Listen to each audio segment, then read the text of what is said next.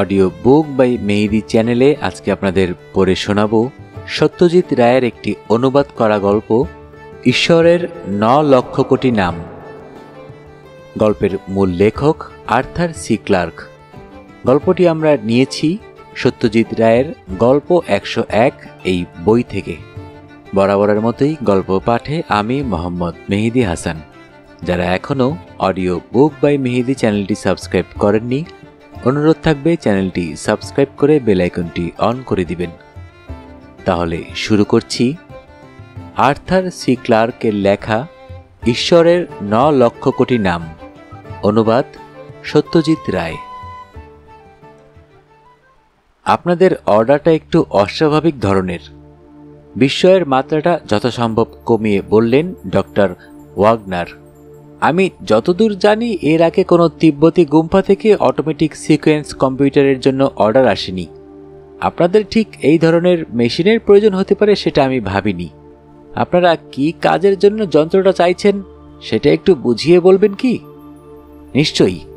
তার সিল্কের আলখাল্লাটিকে সামলে নিয়ে স্লাইড রুলের সাহায্যে ডলার ও তিব্বতী মুদ্রার পারস্পরিক সম্পর্কের হিসাবটা স্থগিত রেখে বললেন লামা।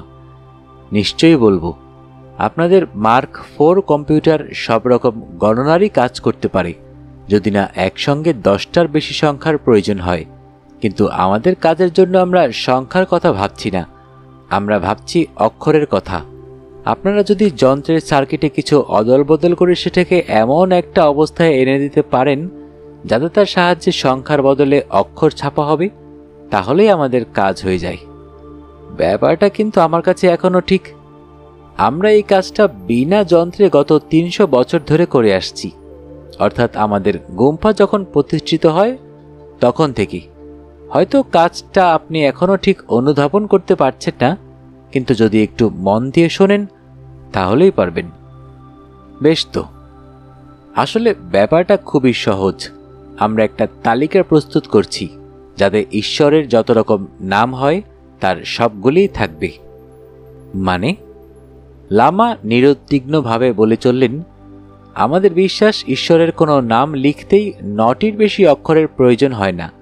অবশ্যই নাম লিখতে যে বর্ণমালা ব্যবহার হবে সেটা নতুন এবং আমাদেরই তৈরি। এই কাজ আপনারা 300 বছর ধরে করছেন? আগে হ্যাঁ, আমরা অনুমান করি কাজটা সম্পন্ন হতে লাগতো আরও 15,000 বছর। ডাক্তার ওয়াগনার এখনও খেয়েই পাচ্ছেন না। তিনি বললেন, বুঝলাম, এখন বুঝতে পারছি কেন আপনারা কম্পিউটার ব্যবহার করার কথা ভাবছেন। কিন্তু এই কাজের আসল উদ্দেশ্যটা কি? লামার মধ্যে যেন কিঞ্চিত ইতস্তত ভাব। ডাক্তার ওয়াগনারের আশঙ্কা হলো তিনি বুঝি অজান্তে অপমানসূচক কিছু বলে ফেলেছেন, কিন্তু লামার উত্তরে কোনো বিরক্তি প্রকাশ পেল না। এই কাজটা আমাদের আচার অনুষ্ঠানের একটা অঙ্গ। আমরা এটাকে একটা কর্তব্য বলে মনে করি। যত রকম নামে মানুষ ঈশ্বরকে জানে, গড়, জেহোভা, আল্লাহ ইত্যাদি, এগুলো সবই মানুষের দেওয়া নাম। এখানে অবশ্যই কতগুলো দার্শনিক প্রশ্ন এসে পড়ছে যেগুলো আমি আলোচনা করতে চাই না, কিন্তু 9টি অক্ষরে সীমাবদ্ধ রেখে যদি আমরা সেগুলিকে পারমিউটেশন কম্বিনেশনের সাহায্যে পাশাপাশি বসিয়ে চলি, তাহলে আমার বিশ্বাস শেষ পর্যন্ত আমরা ঈশ্বরের সবকটি নামই লিখে ফেলতে পারব। সেই বিন্যাসের কাজটা আমরা এতদিন যন্ত্রের সাহায্য ছাড়াই করে আসছি। বুঝেছি। আপনারা এ এ এ এ এ এ এ এ থেকে শুরু করে Z Z Z Z Z Z Z Z Z পর্যন্ত যেতে চান। ঠিক তাই। যদিও যে কথাটা বললাম এক্ষেত্রে অক্ষরগুলো আমরাই তৈরি করেছি। সংখ্যা থেকে অক্ষরে পরিবর্তন করার কাজটা আপনাদের পক্ষে কঠিন হওয়ার কথা নয়, তবে এমন সার্কিট করা দরকার যাতে অক্ষরগুলো যুক্তিসম্মতভাবে পরপর সাজানো হয়। যেমন কোনো শব্দে একই অক্ষর পরপর 3 বারের বেশি ব্যবহার করা চলবে না। 3 বার না 2 বার? 3 বার। কেন 3 বার সেটা বোঝাতে গেলে বৃথা সময় নষ্ট হবে। ও, বললেন ডাক্তার ওয়াগনার। আর কিছু বলার আছে কি? আমার বিশ্বাস আপনাদের যন্ত্রটিকে আমাদের কাজের উপযুক্ত করে তৈরি করে দিতে বেশি সময় লাগবে না। তারপরেই সংখ্যার বদলে অক্ষর বিন্যাসের কাজটা শুরু হয়ে যেতে পারবে। আমার ধারণা যে কাজটা আমাদের লাগতো 15,000 বছর, সেটা যন্ত্রের সাহায্যে হয়ে যাবে 100 দিনে। ডাক্তার ওয়াগনারের ঘরের খোলা জানলা দিয়ে নিউ ইয়র্ক শহরের ট্রাফিকের মৃদু গুঞ্জন শোনা যাচ্ছে, কিন্তু সে শব্দ তার কানে প্রবেশই করছে না। তার মন এখন সম্পূর্ণ অন্য জগতে বিচরণ করছে, যেখানে গগনচুম্বী পাহাড়গুলি প্রকৃতির সৃষ্টি, মানুষের নয়। সেই পাহাড়ের চূড়োয় গুম্ফায় বসে এই তিব্বতী সাধকেরা যুগের পর যুগ ধরে অসীম ধৈর্যের সঙ্গে তাদের অর্থহীন তালিকা তৈরি করে যাচ্ছে। মানুষের পাগলামির কি কোনো সীমা নেই? যাই হোক, তার মনের ভাব বাইরে প্রকাশ করা চলবে না। কথাই তো আছে, the customer is never wrong. Doctor Wagner বললেন, এটা নিঃসন্দেহে বলতে পারি যে আমাদের মার্ক 5 কম্পিউটারকে আপনাদের কাজের উপযুক্ত করে তৈরি করে দিতে পারি আমরা। আমি এখন যে কথাটা ভেবে চিন্তিত হচ্ছি সেটা হলো আপনাদের গুম্ফাতে যন্ত্রটিকে বসানো, চালানো এবং তার পরিচর্যা নিয়ে। ওটাকে তিব্বতে নিয়ে যাওয়াটাও তো একটা দুরূহ কাজ। সে ব্যবস্থা আমরা করব। আপনাদের কম্পিউটারের অংশগুলো তেমন কিছু বড় নয়, যে কারণে আপনাদের মডেলটা বাছাই করেছি। ওটাকে একবার ভারতবর্ষে পৌঁছে দিতে পারলে বাকি পথটুকুর ব্যবস্থা আমরাই করব। আর আপনি বলছিলেন আমাদের এখান থেকে 2 জন লোক নেওয়ার কথা। হ্যাঁ, 3 মাসের জন্য। তার বেশি সময় নিশ্চয়ই লাগবে না, সে ব্যবস্থা হয়ে যাবে। বিষয়টা প্যাডে নোট করে নিয়ে বললেন ডক্টর ওয়াগনার। অবশ্যই আরও 2টো ব্যাপার। কথা শেষ করার আগেই লামা তার আলখাল্লার পকেট থেকে একটা কাগজ বের করে ওয়াগনারের হাতে দিয়ে বললেন, এটা হলো এশিয়াটিক ব্যাংকে আমার কত টাকা জমা আছে তার সার্টিফিকেট। ধন্যবাদ। হ্যাঁ, তা এতে যথেষ্ট হবে বলেই মনে হয়। দ্বিতীয় ব্যাপারটা এতই মামুলি যে সেটা উল্লেখ করতে আমারও সংকোচ হচ্ছে, অথচ না করলেও নয়। আপনাদের ইলেকট্রিসিটির কি ব্যবস্থা? 110 ভোল্টে 50 কিলোওয়াট উৎপাদনকারী ডিজেল জেনারেটর। বছর 5 হলো এটা বসানো হয়েছে এবং কাজ দিচ্ছে ভালোই। এটা আসার পর থেকে গুম্ফার জীবনযাত্রা অনেক সহজ হয়ে গেছে। অবশ্যই ওটা আনার মূল উদ্দেশ্য ছিল বড় বড় জব যন্ত্রগুলোকে চালানো। তা তো বটেই, বললেন ডাক্তার ওয়াগনার। এটা আমার অনুমান করা উচিত ছিল। গুম্ফার ছাদের বেটে পাঁচিলের ধারে দাঁড়িয়ে বাইরে নিচের দিকে চাইলে প্রথমে মাথা ভো ভো করে ঠিকই, কিন্তু ক্রমে সবই অভ্যাস হয়ে যায়। এই 3 মাসেও 2000 ফুট নিচে খাদের দৃশ্য বা দূরে উপত্যকায় শস্যক্ষেত্রে নানা রকম জ্যামিতিক নকশা জর্জ হ্যানলির মনকে নাড়া দিতে পারেনি। সে এখন ছাদের দেওয়ালে ঠেস দিয়ে দূরের পর্বত শৃঙ্গগুলোর দিকে চেয়ে আছে। সেগুলোর নাম জানার কোনো ঔৎসুক্য সে বোধ করেনি।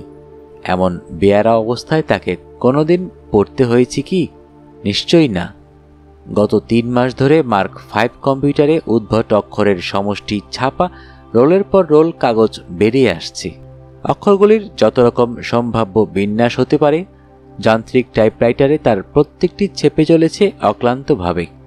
কাগজের রোল বেরোনোর সঙ্গে সঙ্গে লামারা প্রত্যেকটি শব্দ কাঁচি দিয়ে কেটে সেগুলোকে বিরাট বিরাট খাতায় সযত্নে সেটে ফেলছে। আর 1 সপ্তাহে কাজ শেষ হওয়ার কথা। কোন হিসাবের ভিত্তিতে যে এরা কথাগুলোকে 9 অক্ষরে সীমাবদ্ধ রেখেছে তার রহস্য জর্জ হ্যানলির অজানা। একটা আশঙ্কা মাঝে মাঝে হ্যানলির বুক কাঁপিয়ে দেয়। সেটা হলো এই যে লামারা হয়তো হঠাৎ একদিন স্থির করবে যে কাজটা 2060 খ্রিস্টাব্দ পর্যন্ত চালানো দরকার। এদের পক্ষে সবই সম্ভব। একটা ভারী কাঠের দরজা খোলার শব্দের সঙ্গে চা হাতে এসে জর্জের পাশে দাঁড়ালো। চাকের মুখে চুরুট, যে চুরুট লামাদের ভারী প্রিয় হয়ে উঠেছে। ধর্মযাজক হলেও এরা অল্প বিস্তর ফুর্তির স্বাদ গ্রহণ করতে বিমুখ নয়। এরা ছিটগ্রস্ত হতে পারে, কিন্তু গোঁড়া নয়। চাক এসেছে একটা জরুরি বক্তব্য নিয়ে। যা শুনছি জর্জ, তাতে কিন্তু ব্যাপার গোলমেলে বলে মনে হচ্ছে। কি শুনছ? যন্ত্র ঠিকমতো কাজ করছে না। জর্জের মতে এর চেয়ে বেশি গোলমেলের কোনো কিছু হতে পারে না। যন্ত্রের গণ্ডগোল হলে তাদের যাওয়া পিছিয়ে যেতে পারে, আর সেটাই হবে চরম বিপর্যয়। ইদানিং টেলিভিশনের রদ্দিমার্কা বিজ্ঞাপনের ছবিগুলোর কথা ভেবেও জর্জের মন কেমন করে, কারণ সেগুলোও তো দেশের কথাই মনে করিয়ে দেয়। না না, বলল চাক, সে ধরনের গোলমাল নয়। চাক সাধারণত ছাদের পাঁচিলে বসে না, কারণ তাতে তার বুক ধরফর করে, কিন্তু আজও সেখানেই বসে বলল, আমি আসল ব্যাপারটা জেনে ফেলেছি। তার মানে ব্যাপার তো সবই আমাদের জানা। আমরা যেটা জানি সেটা হলো লামারা কি করতে যাচ্ছে, কিন্তু কেন করতে যাচ্ছে সেটা তো জানতাম না। এখন সেটা জেনেছি, এবং সে এক অভাবনীয় ব্যাপার। তোমারও সব বাজে কথা ছাড়ো তো। কিন্তু লামা যে আমায় নিজে বলেছেন, তুমি তো জানো উনি রোজ এসে দাঁড়িয়ে দাঁড়িয়ে কম্পিউটার থেকে টাইপ করা কাগজের রোল বেরিয়ে আসা দেখেন। আজও এসেছিলেন, এবং আজ কেন যেন অন্য দিনের তুলনায় ওকে বেশি উত্তেজিত বলে মনে হচ্ছিল। আমি যখন বললাম যে আমাদের কাজ প্রায় শেষ হতে চলেছে, উনি আমাকে তার অদ্ভুত ইংরেজি উচ্চারণে জিজ্ঞেস করলেন, আমরা কোনোদিন এই কাজটার পিছনের আসল উদ্দেশ্যের সম্বন্ধে কিছু অনুমান করেছি কিনা। আমি বললাম, সেরকম উদ্দেশ্য কিছু আছে নাকি? তখন ভদ্রলোক ব্যাপারটা বললেন। কি বললেন? এরা বিশ্বাস করেন যে যখন ঈশ্বরের নামের তালিকা তৈরি হয়ে যাবে, এদের মতে নামের সংখ্যাটা হচ্ছে 9 লক্ষ কোটি, তখন ঈশ্বরের কাজও ফুরিয়ে যাবে। সেই সঙ্গে মানুষের সৃষ্টি হয়েছিল যে কাজ করার জন্য, তাও শেষ হয়ে যাবে। শুধু তাই নয়, এরপরে মানুষের পক্ষে কিছু করতে যাওয়াটাই হবে ঈশ্বর বিরোধী কাজ। তাহলে আমরা এখন করছিটা কি? আত্মহত্যা? সেটার প্রয়োজন কোথায়? তালিকা শেষ হলে পর ঈশ্বর নিজেই যা করার করবেন, অর্থাৎ খেল খতম। বুঝলাম, আমাদের কাজ শেষ হওয়া মানে পৃথিবীর কাজও খতম। চাক একটা শুকনো হাসি হেসে বলল, আমি ঠিক সেই কথাটাই বলছিলাম লামাকে। কিন্তু তার ফল কি হলো জানো? উনি আমার দিকে একটা অদ্ভুত দৃষ্টি দিয়ে বললেন, ব্যাপারটাকে অত হালকাভাবে নিও না। জর্জ একটুক্ষণ চিন্তিতভাবে চুপ করে থেকে বলল, কিন্তু এ ব্যাপারে কি করা উচিত সেটা তো বুঝতে পারছি না। অবশ্যই সেভাবে দেখতে গেলে যাই করি না কেন তাতে কিছু এসে যায় না। এরা যে বদ্ধ পাগল সে তো জানাই আছে। কিন্তু একটা জিনিস ভেবে দেখো জর্জ, তালিকা শেষ হওয়ার পর যদি কিছু না ঘটে, পৃথিবী যেমন আছে তেমনই থেকে যায়, তাহলে দোষটা আমাদের ঘাড়ে পড়বে না তো? আমাদেরই যন্ত্র তো কাজটা করছে। ব্যাপারটা আমার কাছে মোটেই ভালো লাগছে না। কথাটা খুব ভুল বলনি, জর্জ গম্ভীরভাবে মন্তব্য করল। কিন্তু এই ধরনের ব্যাপার তো আগেও ঘটেছে। লুসাইয়ানায় আমাদের ছোটবেলায় এক ছিটগ্রস্ত পাদ্রী হঠাৎ একদিন বলে বসলেন, আসছে রবিবার পৃথিবীর শেষ দিন। বহু লোক তার কথা বিশ্বাস করল, এমনকি সেই বিশ্বাসে তাদের ঘরবাড়ি সব বিক্রি করে দিল। শেষটায় যখন কিছুই হলো না, তখন কিন্তু তারা এই নিয়ে কোনো রকম মাতামাতি করল না। তারা ধরে নিল পাদ্রীর হিসাবে কোনো গণ্ডগোল হয়েছে। আসলে ঘটনাটা ঘটবে ঠিকই, কিন্তু পরে। যাই হোক, এটা যে লুসাইয়ানা নয় সে খেয়াল আশা করি তোমার আছে। এখানে কেবল আমরা দুজন শ্বেতাঙ্গ, বাকি হলো তিব্বতী সাধকের বিরাট দল। এরা তো ভালোই, এবং সত্যিই যদি লামার ভবিষ্যৎবাণী না ফলে, তাহলে আমার ওর জন্য একটু কষ্টই হবে। কিন্তু তাও বলছি, এই সময়টা এখানে না থেকে অন্য কোথাও থাকলে আমি নিশ্চিন্ত বোধ করতাম। সে কথাটা আমার কিছুদিন থেকে মনে হচ্ছে, কিন্তু আমরা যে চুক্তি সই করেছি, আর আমাদের ফেরত যাবার প্লেন না আসা পর্যন্ত তো আমরা কিছুই করতে পারছি না। চাক চিন্তিতভাবে মাথা নেড়ে সায় দিল। তারপর প্রায় আপন মনেই বলল, অবশ্যই আমরা ব্যাপারটা ভণ্ডুল করে দিতে পারি। খেপেছ? ওতে আরও বিপদ। আমি যেভাবে ভাবছি তাতে বিপদ নেই। শোনো, মেশিন চলবে আর 4 দিন, দিনে 24 ঘন্টা করে। আমাদের প্লেন আসবে 1 সপ্তাহ পরে। বেশ, এখন ধরো যদি এর মধ্যে যন্ত্রে কোনো গণ্ডগোল হয়, 2 দিন কাজ বন্ধ থাকে। গণ্ডগোল আমরা শুধরিয়ে দেব ঠিকই, কিন্তু সেটা করব একেবারে শেষ মুহূর্তে। আমরাও প্লেনে উঠব, আর ঈশ্বরের শেষ নামটিও উঠবে তালিকায়। তখন আমরা আমাদের আওতার বাইরে। ব্যাপারটা আমার মনোপুত হচ্ছে না, মাথা নেড়ে বলল জর্জ। এই ধরনের কারচুপি আমার ধাতে নেই ভাইয়া। তাছাড়া এতে ওদের মনে সন্দেহের উদ্বেগ হতে পারে। না, যেমন চলছে চলুক, তাতে যা হওয়ার হবে। 7 দিন পরে খচ্চরের পিঠে চড়ে পেঁচানো রাস্তা দিয়ে যেতে যেতে জর্জ বলল, আমার এখনো ব্যাপারটা ভালো লাগছে না। এটা ভেবো না যে আমি ভয় পেয়েছি বলে পালাচ্ছি। আমার এই বুড়ো লামাগুলোর জন্য মমতা হচ্ছে। তারা যখন দেখবে যে তাদের ভবিষ্যৎবাণী ফলল না, তখন তাদের অবস্থা কি হয় সেটা আমি দেখতে চাই না। আর আমাদের হেডলামার যে কি প্রতিক্রিয়া হবে কে জানে। চাক বলল, আশ্চর্য, ওকে যখন গুড বাই করলাম তখন কেন যেন মনে হলো উনি আমাদের মনের কথা সব জানেন, কিন্তু তাই নিয়ে কোনো উদ্বেগ প্রকাশ করলেন না, কারণ মেশিন আবার ঠিক মতোই চলছে আর কাজও অল্পক্ষণের মধ্যেই শেষ হয়ে যাবে।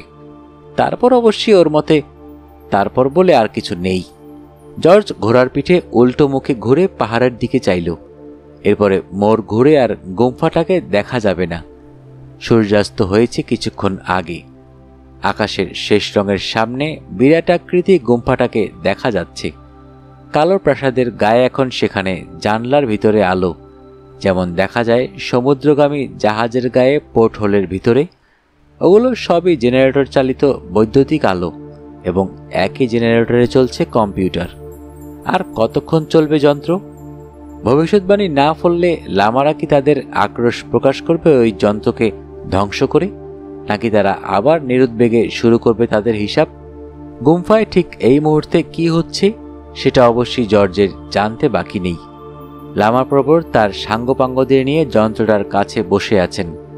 অপেক্ষাকৃত কম বয়স্করা তাদের সামনে এনে হাজির করছে যন্ত্র থেকে নতুন বেরিয়ে আসা নামের তালিকা। লামারা নামগুলোর ওপর চোখ বোলাচ্ছেন, তারপর সেগুলো কেটে কেটে খাতায় সেটে ফেলছেন। কারো মুখে কোনো কথা নেই, একমাত্র শব্দ হচ্ছে যান্ত্রিক টাইপরাইটারের, কারণ মার্ক 5 কম্পিউটার প্রতি সেকেন্ডে 1000 হিসাবের কাজ করে সম্পূর্ণ নিঃশব্দে। জর্জ ও চাক 3 মাস ধরে এই কাজ দেখেছে। তাদের যে মাথা খারাপ হয়ে যায়নি এটাই পরম ভাগ্যি। ওই দেখো, বলে উঠল চাক সামনের উপত্যকার দিকে হাত বাড়িয়ে। আহা, কেমন সুন্দর দেখাচ্ছে বলতো। জর্জ মনে মনে ভাবল, সত্যি সুন্দর। পুরনো DC-3 বিমানটা রানওয়ের এক প্রান্তে দাঁড়িয়ে আছে একটি রূপলি ক্রুশের মতো। ঘণ্টা দুয়েকের মধ্যে ওদের দুজনকে উড়িয়ে নিয়ে যাবে সভ্য জগতে, যেখানে তারা পাবে মুক্তি, উৎকৃষ্ট সুরাপানে যে আনন্দ হয়। চিন্তাটা মাথায় আসতে জর্জ সেই আনন্দ অনুভব করল। হিমালয়ের হঠাৎ রাত্রি এখনই তাদের গ্রাস করবে, তবে সৌভাগ্যক্রমে রাস্তা ভালো আর দুজনের কাছেই রয়েছে টর্চ। একমাত্র যদি না শীত হঠাৎ বেরিয়ে গিয়ে অস্বস্তির কোনো কারণ ঘটায়, এছাড়া কোনো চিন্তা নেই। মাথার উপরে মেঘমুক্ত আকাশে অগণিত অতি পরিচিত নক্ষত্র জ্বলজ্বল করছে। জর্জের একমাত্র দুশ্চিন্তা ছিল যে প্রতিকূল আবহাওয়ার জন্য হয়তো প্লেন না উঠতে পারে, কিন্তু এখন সে দুশ্চিন্তাও দূর হয়েছে। জর্জের গলা দিয়ে গান বেরিয়ে এলো, তবে বেশিক্ষণের জন্য নয়। পর্বত পরিবেষ্টিত এই বিশাল প্রান্তরে গানটা যেন কিঞ্চিত বেমানান। সে রিস্টওয়াচের দিকে চাইল, আর ঘণ্টা খানেকের মধ্যে পৌঁছে যাওয়া উচিত। সে চেঁচিয়ে জানালো পিছনে চাকের উদ্দেশ্যে। এরপর আরও কতগুলো কথা সে জুড়ে দিল। কম্পিউটারের কাজ শেষ হলো কিনা কে জানে, এখনই তো হওয়ার কথা। চাকের কাছ থেকে কোনো উত্তর না পেয়ে জর্জ উল্টো মুখে ঘুরল। সে দেখল ঘোড়ার পিঠে চাককে, তার দৃষ্টি আকাশের দিকে। ওপরে চেয়ে দেখো, বলল চাক। জর্জ চাইল, হয়তো শেষবারের মতো। মাথার ওপরে সন্ধ্যার আকাশ থেকে নির্বিবাদে একটি একটি করে তারা মুছে যাচ্ছে। শুনতে শুনতে শেষ হয়ে গেল আমাদের আজকের গল্প। যারা এখনো অডিও বুক বাই মেহেদি চ্যানেলটি সাবস্ক্রাইব করেননি, অনুরোধ থাকবে চ্যানেলটি সাবস্ক্রাইব করে বেল আইকনটি অন করে দিবেন। বরাবরের মতোই গল্প পাঠে আমি মোহাম্মদ মেহেদি হাসান। সবাই ভালো থাকবেন, সুস্থ থাকবেন এবং বেশি বেশি করে বই পড়বেন, কারণ বইয়ের চেয়ে ভালো বন্ধু আর হয় না।